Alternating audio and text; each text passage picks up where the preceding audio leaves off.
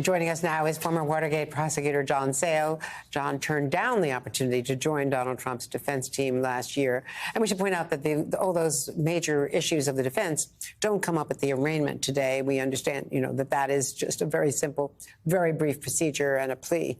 But, John, first, do you agree with former Attorney General Bill Barr about these two Trump defenses that his team has been floating? I don't think it's quite that simple.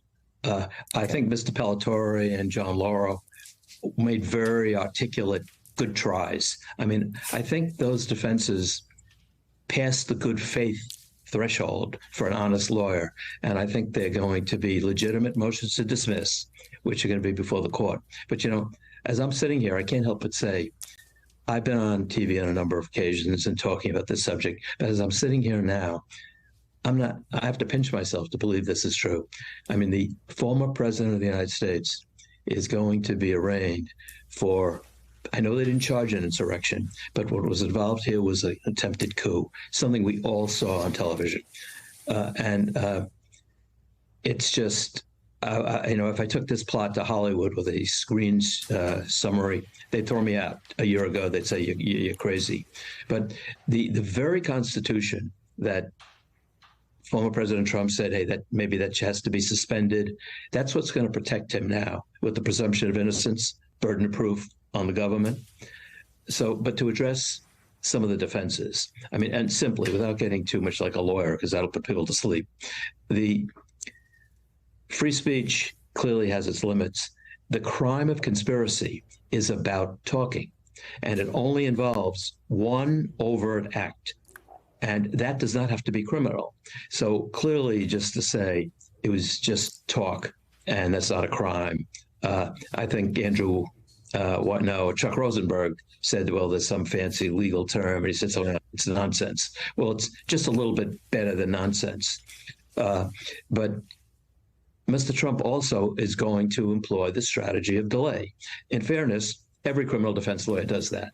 But to suggest it should be put off a couple of years is absurd. But let me tell you what I think.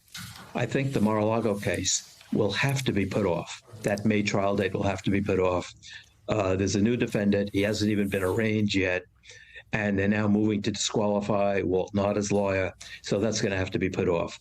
This gives the District of Columbia judge the opportunity to set this case in the late spring. And 7-8 months it really is enough time to prepare this case. There's another, besides advice of counsel and First Amendment, there's another issue which I think the Trump team can raise, and that goes to the unindicted co-conspirators, the 6 of them, which I think now we've all figured out who they are. And that is, I think those people are going to be charged because they're all one by one, they're coming out and they're saying, we have not made deals, we didn't do anything wrong.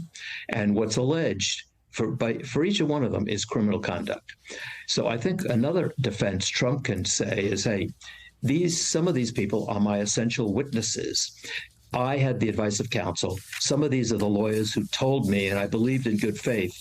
And you, Mr. Smith, special counsel, are making them unavailable to me because you've called them unindicted co-conspirators. So despite what they're saying now, they may take the Fifth and they may not testify for them. And that violates my due process rights. And I think that's another issue, which, and I think the reason Jack Smith only indicted Mr. Trump individually was to John have a good Sale, chance I'm sorry to interrupt you, but trying this case quickly. We're going to look at these live pictures if we can. John Sale, thank you for that.